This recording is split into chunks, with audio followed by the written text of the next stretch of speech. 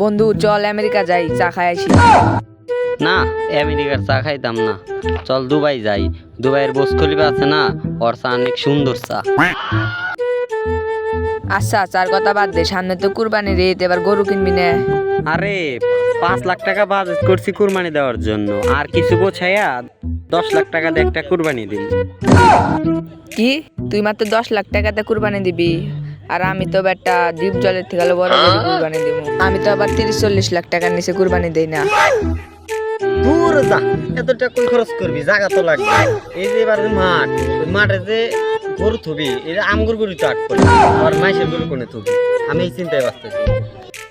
আরে যাই হোক, এবার কুরবানি ঈদের মার্কেট কোন জায়গায় করবি? এবার ঈদে মার্কেট করবো না।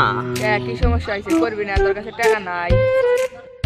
এই জিনিসপাতির এত কম দাম, ওই জিনিসপাতি আমরা বললি কি আমাকে মানায় ক?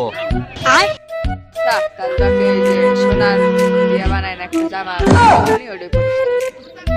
দূর যা, হীরের তাহাত তো চাইছিলাম না, তুই স্বর্ণের তাহাত চাইছ। এটা আমার গায়ে মানাইবো। আচ্ছা এতক্ষণ ধরে বসে আছি, 10 টাকার বাদাম কিন। বাদাম বাদাম খানা কোনা বাইতে।